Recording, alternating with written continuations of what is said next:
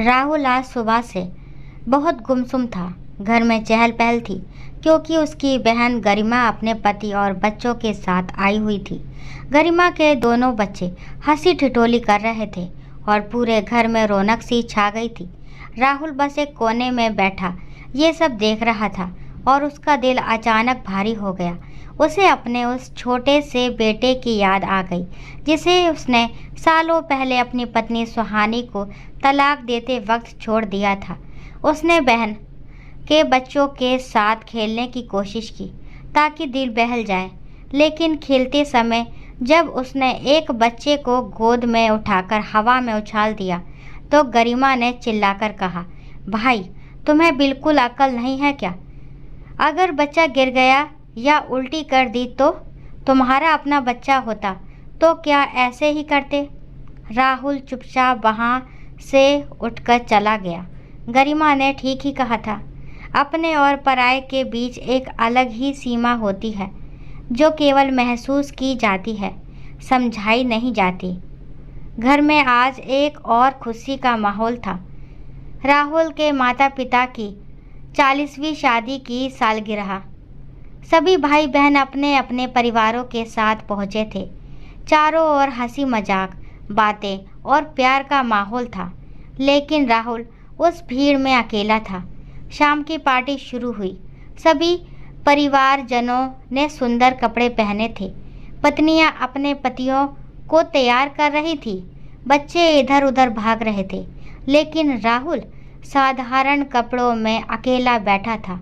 उसके पास ना तो कोई बीवी थी जो उसके लिए कुछ सोचती, ना ही कोई बच्चा जो उसकी उंगली पकड़कर चलता।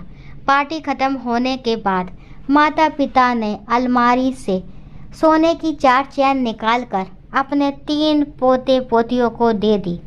राहुल ने पूछा, माँ मेरे बेटे के लिए कुछ नहीं है? माँ ने कहा, कौन बेटा? जो हमारे साथ रहता ही नहीं।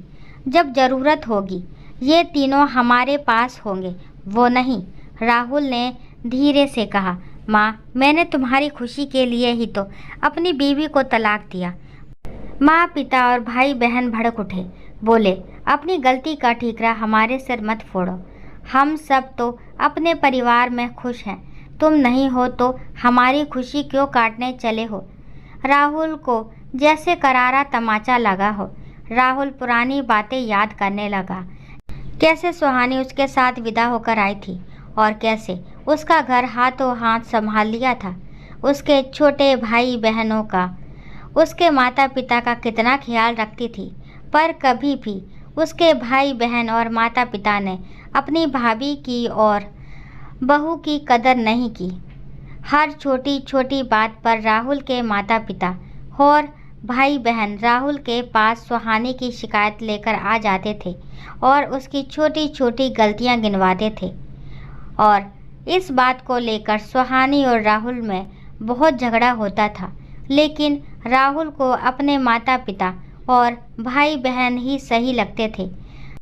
अपनी पत्नी की बातों को उसने कभी महत्व नहीं दिया और धीरे धीरे उसके माता पिता और भाई बहन उसके और उसकी पत्नी का जीवन पर पूरी तरह से हावी हो गए। धीरे धीरे राहुल और सुहानी में दूरियां बढ़ती जा रही थी। सुहानी जितनी राहुल को समझाने की कोशिश करती, राहुल को उसके माता पिता और भाई बहन उतना ही अधिक भड़का देते कि वह लड़की तो बाहर से आई है, वह तो चाहती है कि माँ बेटा, भाई भाई और भाई बहन अलग हो जाए, इसलिए वह ऐसा कर रही है। वह तुम्हें लेकर अलग घर बसाना चाहती है। और राहुल को अपने घर वालों की बात ही हमेशा सही लगी और अपनी पत्नी हमेशा गलत।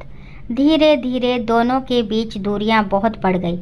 राहुल को आज भी याद है कैसे 2 महीने के दूध मुहे बच्चे की बात को लेकर घर में इतना बड़ा बवाल मचाया गया था कि सुहानी ने वक्त पर मम्मी पापा को नाश्ता बना कर नहीं दिया, समय पर देवर की शर्ट नहीं प्रेस की और ननद को सुबह का नाश्ता बनाना पड़ा, जो कि कितने शर्म की बात है कि भाभी के होते हुए ननद को नाश्ता बनाने पड़े।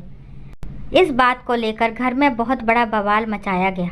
सुहानी ने बस इतना ही बोला कि 2 महीने का दूध मुहा बच्चा है, मैं उसे देखूं या घर वालों की खातिरदारी करूं।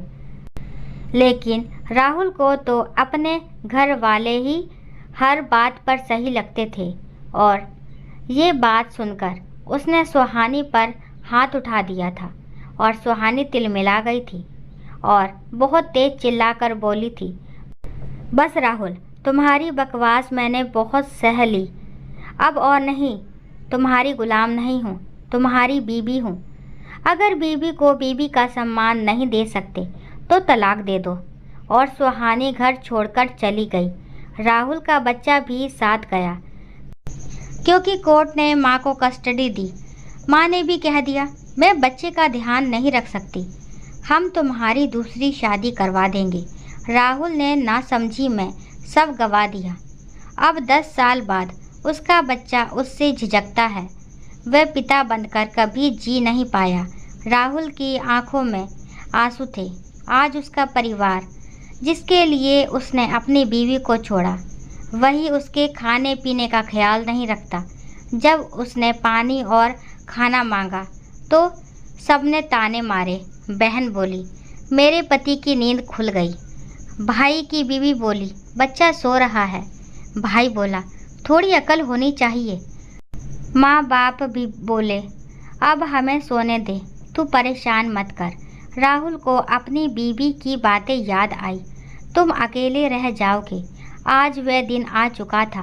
हंसते हुए वह चिल्लाया, अब मुझे समझ आ गया कि कौन अपना है और कौन पराया।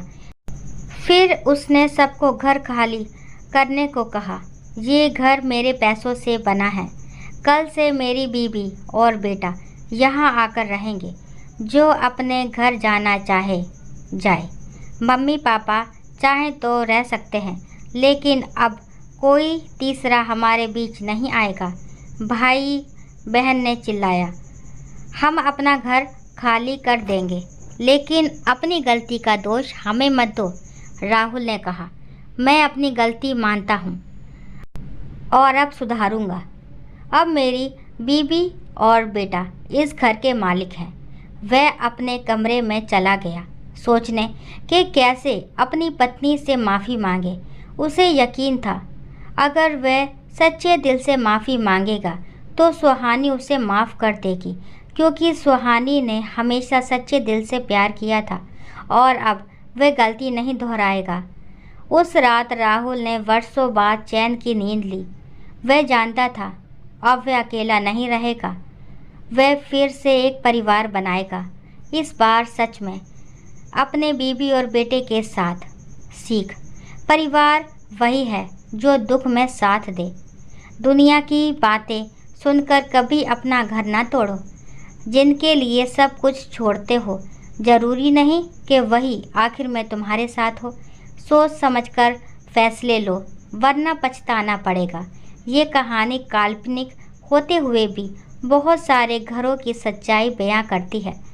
अगर ये कहानी आपके दिल को छू गई हो तो एक लाइक ज़रूर करें, किसी अपने के साथ शेयर करें और ऐसी ही कहानियों के लिए सब्सक्राइब करना ना भूलें, क्योंकि कभी कभी एक छोटी सी कहानी किसी की ज़िंदगी बदल सकती है।